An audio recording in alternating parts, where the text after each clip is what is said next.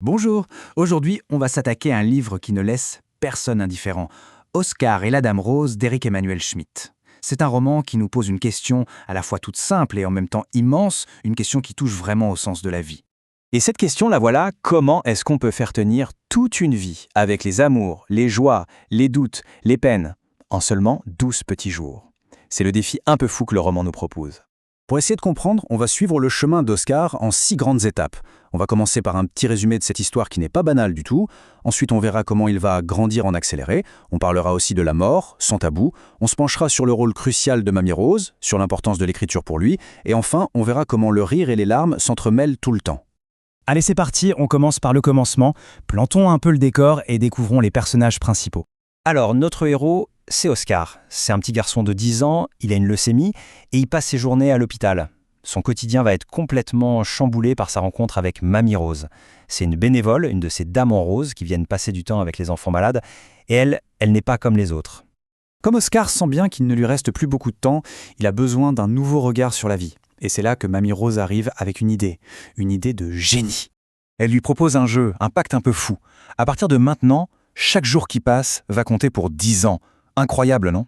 Grâce à ça, Oscar ne va pas juste être un enfant malade. Non, il va vivre sa crise d'ado, il va tomber amoureux, il va se marier, connaître la routine du couple et même goûter à la sagesse de la vieillesse. C'est une façon super poétique de se demander, au fond, qu'est-ce qui rend une vie pleine? Évidemment, quand on vit sa vie aussi vite et aussi fort, on est obligé de se confronter à la question de la mort. Et c'est là qu'on voit un décalage énorme entre les personnages. D'un côté, on a les adultes, que ce soit ses parents ou les médecins. Eux, ils sont morts de peur. Ils n'osent pas en parler, ils évitent le sujet, bref, ils sont dans le non-dit. Et de l'autre côté, il y a Oscar. Lui, il est hyper lucide, il regarde la réalité en face. Il pose les questions qui fâchent, les questions que personne n'ose poser. Alors, on peut se demander pourquoi Mamie Rose, elle, y arrive, là où tous les autres adultes échouent. C'est quoi son secret? En fait, elle va devenir son guide. D'abord, et c'est la base de tout, elle lui parle franchement, elle lui dit la vérité. Ensuite, avec son jeu des 10 ans par jour, elle lui redonne en quelque sorte le pouvoir sur son propre temps. Et enfin, elle lui offre un outil incroyable pour qu'il puisse mettre des mots sur tout ce qu'il ressent. Elle l'encourage à écrire. Il le fait d'écrire, ça va devenir beaucoup, beaucoup plus qu'un simple exercice. Pour Oscar, c'est une véritable bouée de sauvetage.